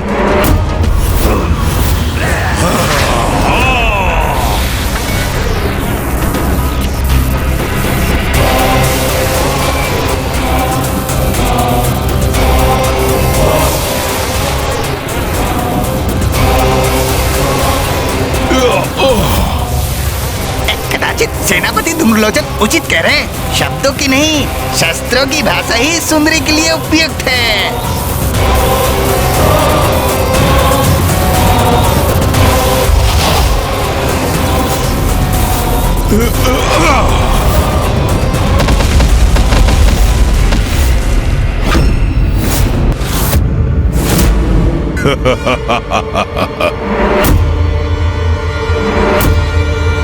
मैंने पूर्ण अवसर दिया था तुम्हें, किंतु स्त्री जनित मूर्खता के कारण तुमने वो अवसर भी गंवा दिया और सिद्ध कर दिया कि तुम यहां से बलपूर्वक ले जाने योग्य हो। और तुम ही नहीं, स्वर्ग से भागकर तुम्हारी शरण में छिपी हुई वो देवियां भी जाएंगी असुर महानायक की दासियां बनने, और उन्हें हम अवश्य ढूंढ निकालेंगे।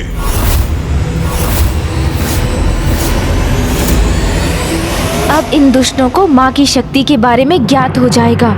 दूत बन के आए हो तो दूत के अपने दायित्व का निर्वाह करो। अपने स्वामी को मेरा संदेश दो, अपने प्राणों की रक्षा करो, अन्यथा मेरे हाथों तुम्हारा अंत निश्चित है। क्या कहा तुमने? एक तुच्छ नारी मेरे प्राण हरेगी? मेरा सामना करना तो दूर, तुम्हारे लिए मेरे ये सैनिक ही पर्याप्त हैं। सैनिकों, आगे बढ़ो, बंदी बना लो इसे।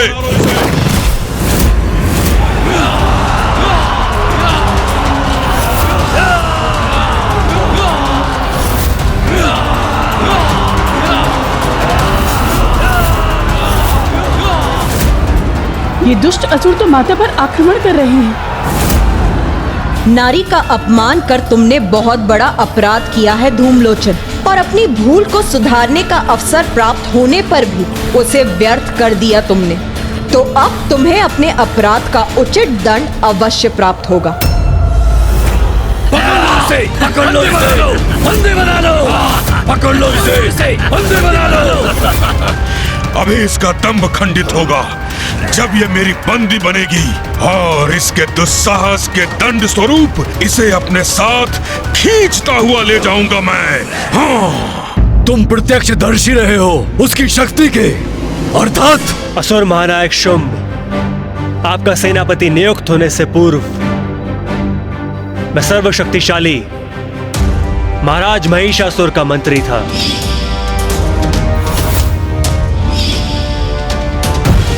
महाराज महिषासुर और उनकी समस्त सेना का बड़ा भयंकर अंत किया था देवी आदिशक्ति ने।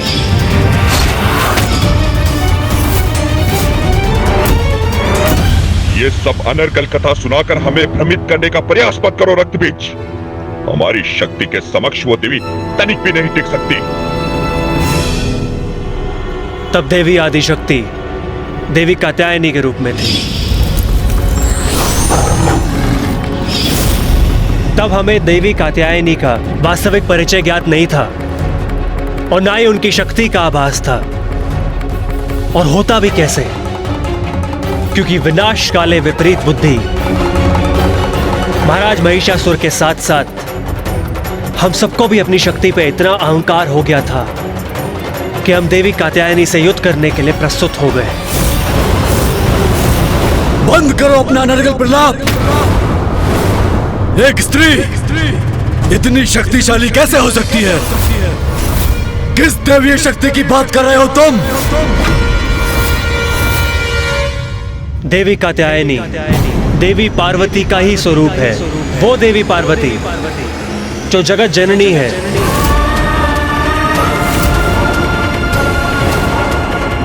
जो जगत पिता महादेव की अर्धांगिनी है, उन जगत पिता महादेव की पत्नी है जिनसे वरदान पाकर मैं इतना शक्तिशाली बना हूं।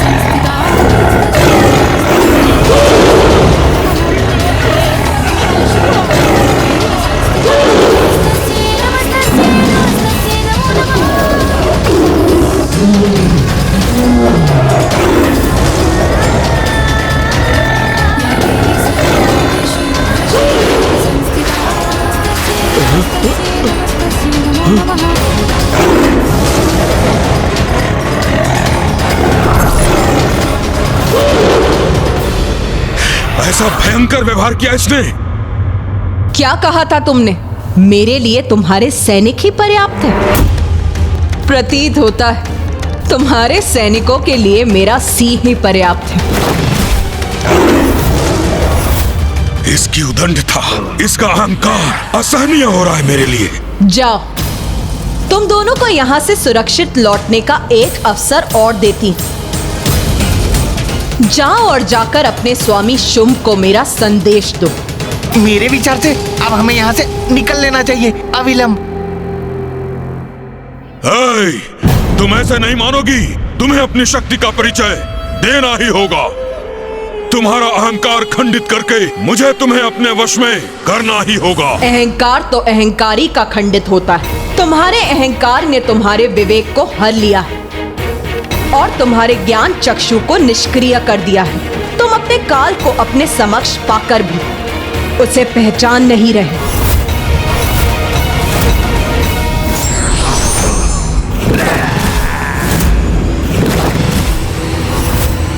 किसका काल किसके समक्ष है, यह अभी ज्ञात हो जाएगा।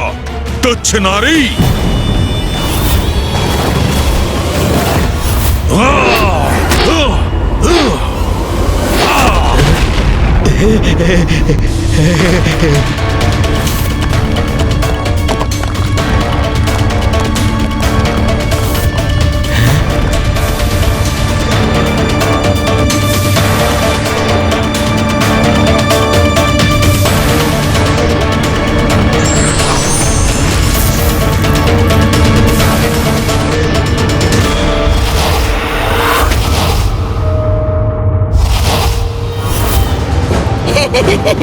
अद्भुत।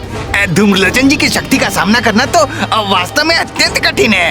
अब देखता हूँ मेरे प्रहार से अपनी रक्षा कैसे करती हो तुम।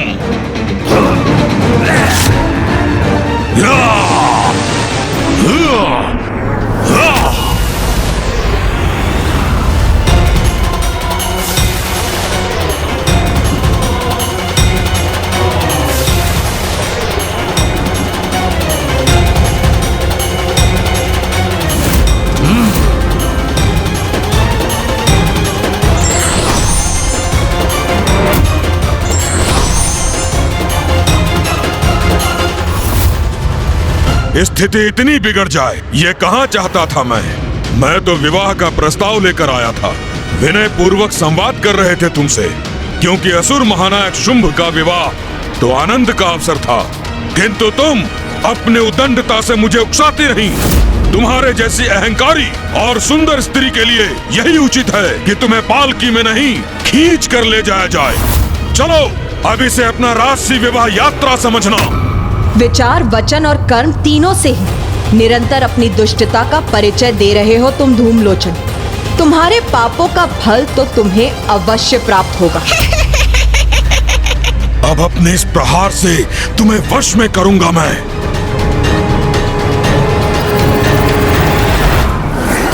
दया और धैर्य की सागर है जगत जननी देवी शक्ति।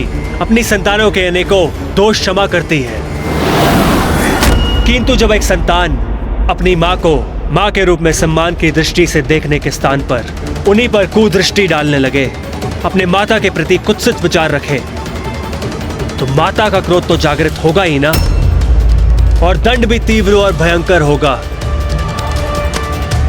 यही हुआ महाराज महिषासुर के साथ। मैं समझ गया था कि जगत जननी के समक्ष महिषासुर कदापि सुरक्षित नहीं है, इसलिए उनके अंत के पूर्व मैं वहां से चला आया।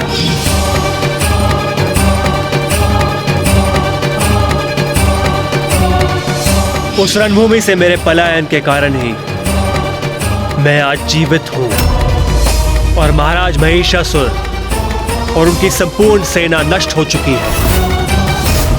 ये वही देवी पार्वती है जो तब देवी कात्यायनी के रूप में अवतरित हुई थी, और अब वो देवी कौशिकी के रूप में विंध्याचल पर्वत पे विराजमान है। असुर महानायक शुंभ, आपने मुझे अपने सेनापति के स्थान पर नियुक्त किया है, इसलिए आपको उचित सलाह देना मेरा कर्तव्य है। और मेरा सुझाव यह है कि आप जगत जननी की शरण में जाइए।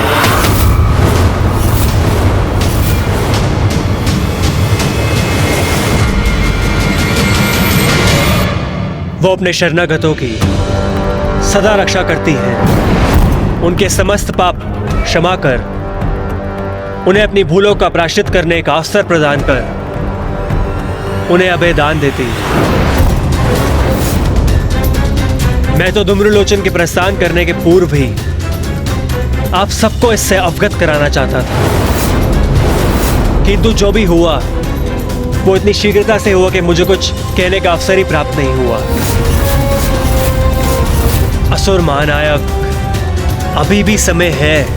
हम अभी भी धूम्रलोचन और सुग्रीव को लौटने का आदेश भेज सकते हैं। बस रक्तबीज, बस! तुम मुझसे, त्रिलोक के स्वामी से, एक स्त्री के समक्ष झुककर उसका शरणागत बनने को कह रहे हो? तुम्हारी मति मारी गई है क्या? असुर महानायक शुंभ, मेरे सुझाव को अन्यथा मत समझिए। यदि आप जगत जननी के शरणागत नहीं होना चाहते तो मत होइए, किंतु उनसे उलझने की भी कोई आवश्यकता कहाँ है।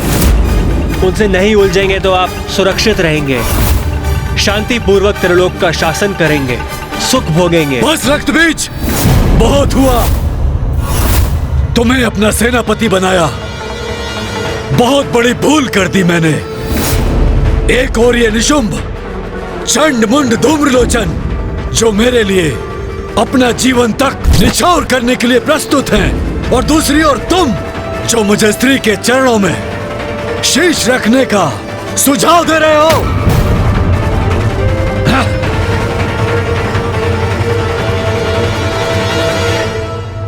मैं ये कैसे समझाऊं आपको कि मेरे सुझाव को स्वीकार करने में ही आपकी सुरक्षा निहित है महानायक शुंभ।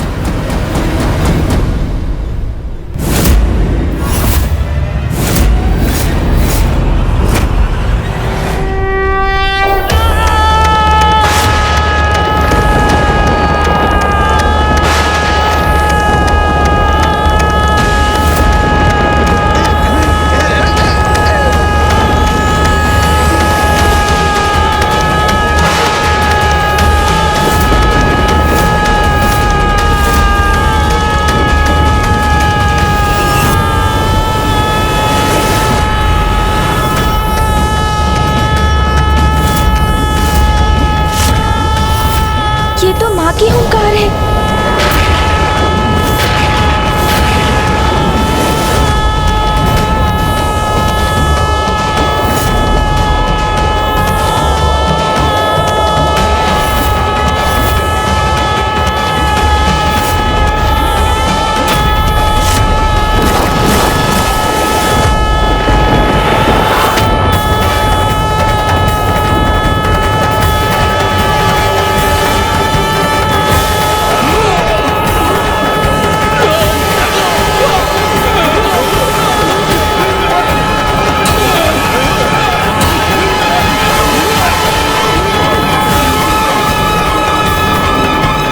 सेनापति धूम्रलोचन जी, बचाइए संकट से, अन्यथा ये हमें जीवित ही भस्म कर देगी।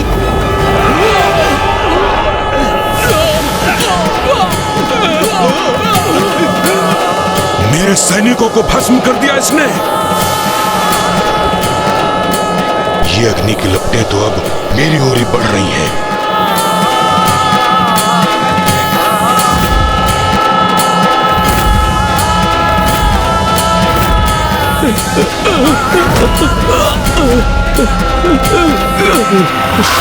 आपने सुना असुर महानायक, कितनी भयंकर हुंकार थी देवी शक्ति की। अवश्य अवश्य धूम्रलोचन में उनके क्रोध का भागी बन चुका होगा। बस रक्तबीज, ये देवी देवी की क्या रट लगा रखी है? कैसे योद्धा हो तुम, जो संपूर्ण समुदाय को भीरू बनाने पर तुले हो? तुम जैसे शक्तिशाली सहयोगी विद्रोही बन जाए तो असुरों की पराजय कौन रोक सकता है? तुम ये कह रहे हो ना कि महिषासुर का अंत देवी कात्यायनी के हाथों हुआ, परंतु वो महिषासुर था और मैं लोकाधिपति शुंभ हूं। सर्वशक्तिमान शुंभ, सर्वशक्तिमान शुंभ। यदि आवश्यकता हुई तो ऐसा स्तंभन उत्पन्न करूंगा, वो स्त्री जिसे तुम जगत जननी कहकर पुकारते हो वो भी स्तंभ हो जाएगी। उस देवी की शक्ति मेरी शक्ति की तुलना में कुछ भी नहीं। सत्य तो ये है महानायक शुंभ, यदि वो देवी क्षण भर के लिए अपनी शक्ति का प्रदर्शन मात्र कर दे तो हम सभी दूल दूसरे हो जाएंगे। कहो, तुम्हारे लिए मेरी शक्ति का इतना परिचय पर्याप्त है ना धूम्रलोचन?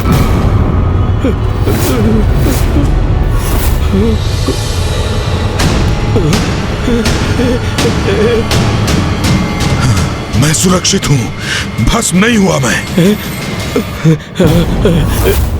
मैं चाहती तो तुम्हें भी भस्म कर सकती थी, किंतु तुम तो मात्र एक दूत हो और एक दूत का अंत नहीं करना चाहती मैं। इसीलिए अब जाओ और जाकर अपने वीर असुर महानायक शुंभ को मेरा संदेश दो।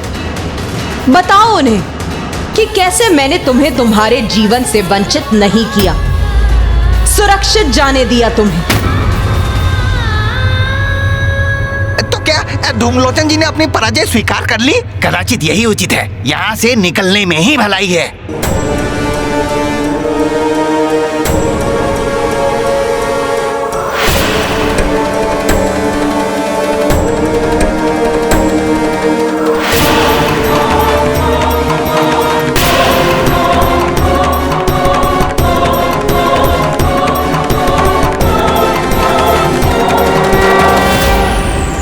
गणेश, धूम्रलोचन जैसा अहंकारी इस प्रकार पीछे मुड़कर लौट जाने वालों में से नहीं।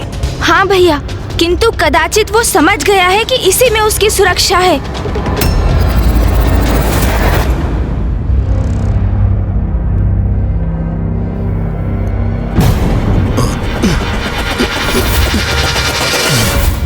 ये आभूषणों की चमक कहां से आ रही है?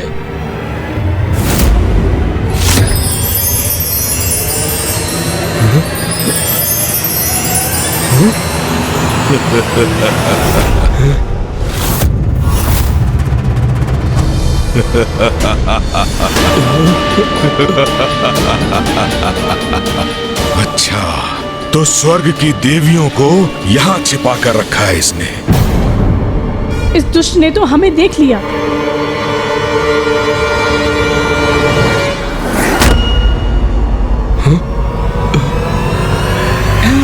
ये सेनापति धूम्रलोचन जी क्या करने जा रहे हैं? पुनः पीछे क्यों मुड़ रहे हैं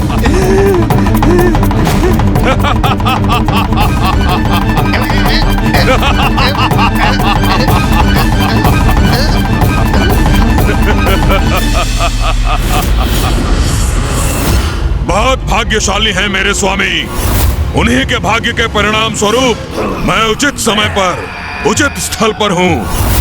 और यहाँ आया तो था मैं तुम्हारे लिए सुंदरी, और कदाचित तुम्हें प्रतीत हो रहा है कि मैं पराजित हो गया।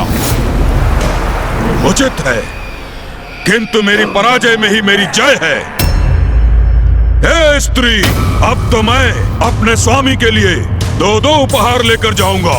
एक तो तुम जीवित अथवा मृत अवस्था में, और दूसरा वो देवियां जिनको तुमने गुफा में छुपा कर रखा है।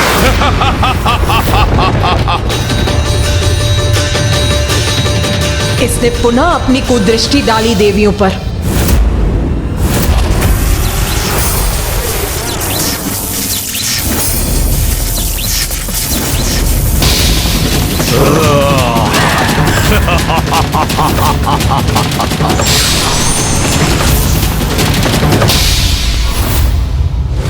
जाओ, बाहर निकालो इन देवियों को, बंदी बना लो।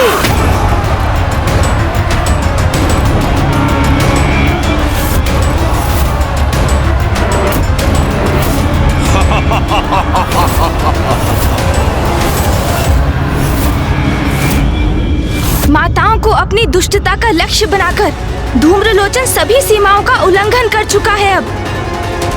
और अब माँ उनके इस व्यवहार को कदापि सहन नहीं करेंगी।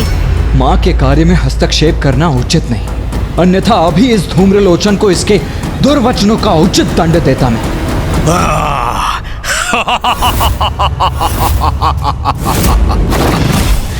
कहो स्त्री, अब मेरे सैनिकों से अपनी देवियों की रक्षा कैसे करोगी तुम?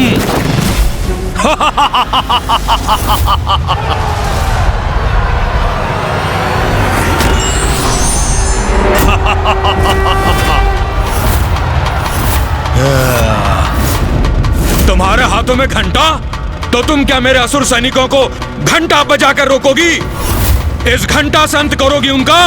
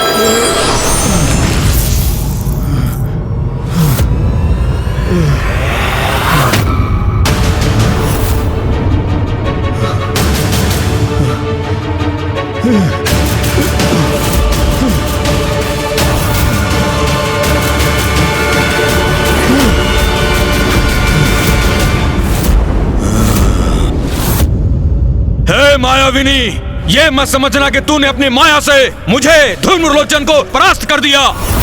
तू जितने बार भी मेरे असुरों को गिराएगी, मैं उतने ही बार नवीन असुर उत्पन्न करूंगा।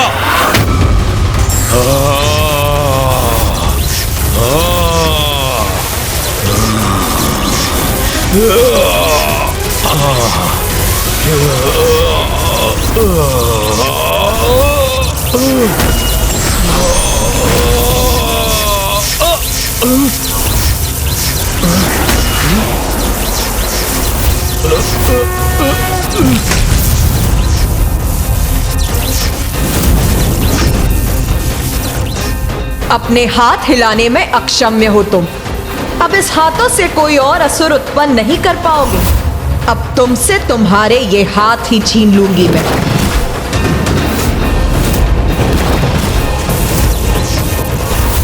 सेनापति धूम्रलोचन को इतनी दयनीय अवस्था में डाल दिया इस स्त्री ने। बस इतनी ही शक्ति है तुम्हारी।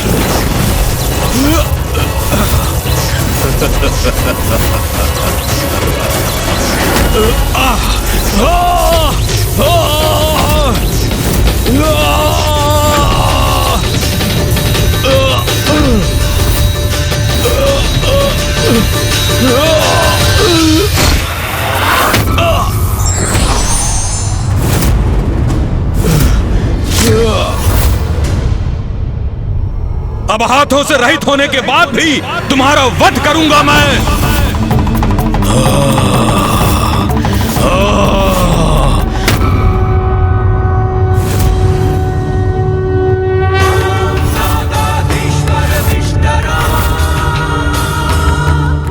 बस बहुत हुई ये क्रीड़ा।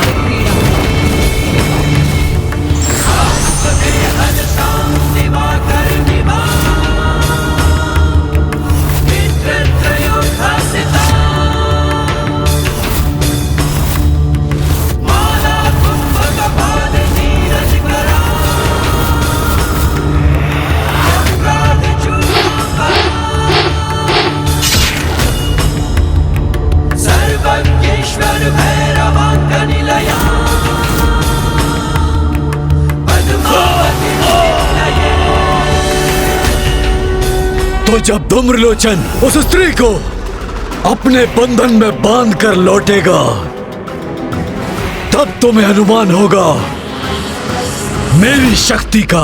अब मैं आपको कैसे समझाऊं स्वामी, शक्ति का उचित अनुमान लगाने की आवश्यकता आपको है। असुर महाराज शुंभ, असुर महाराज शुंभ, असुर महाराज शुंभ। सुना तुमने?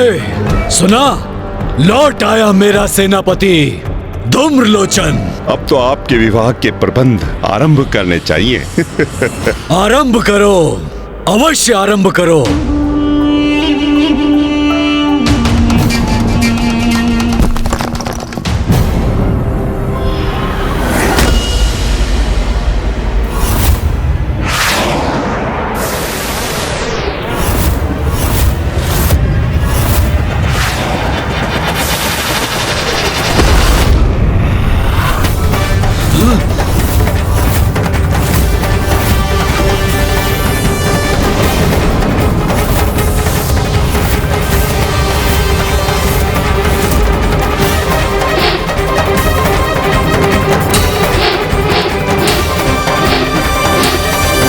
ये कैसे संभव है?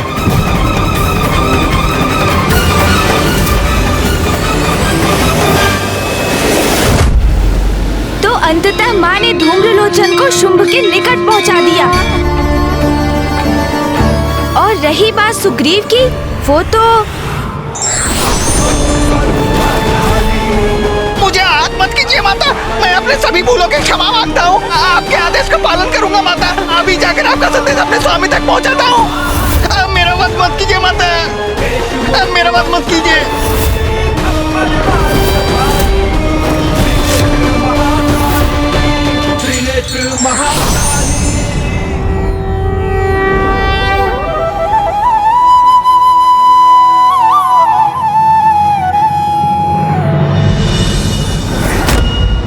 मेरे देखते देखते भस्म हो गया धूम्रलोचन। मेरी ही राजसभा में मेरे सेनापति धूम्रलोचन का इतना भयंकर अंत हुआ। प्रतीत होता है भ्राता शुंभ का क्रोध अपने चरम पर पहुंच रहा है। किसने किया ये? मेरे सेनापति धूम्रलोचन का अंत करने का दुस्साहस किसने किया? असुर महानायक शुंभ! असुर महानायक शुंभ! महाराज, असुर महानायक। सुग्रीव, इसे धूम्रलोचन के साथ भेजा था मैंने, इसे अवश्य ज्ञात होगा। महाराज, महाराज, महाराज, महाराज, वो बहुत भीषण शक्तिशाली है महाराज। उसने मेरे नेत्रों के समक्ष बहुत निर्दयता से धूम्रलोचन का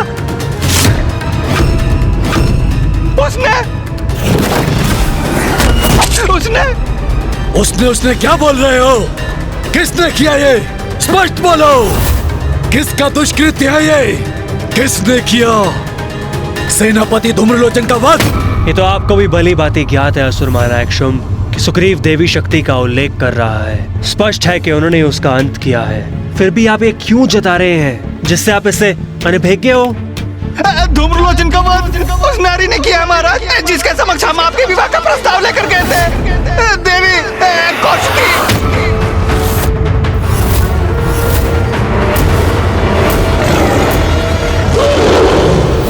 भले ही तुमने धूम्रलोचन का वध कर दिया, किंतु अब देखता हूँ मेरे अगले वार का सामना तुम कैसे करती हो देवी।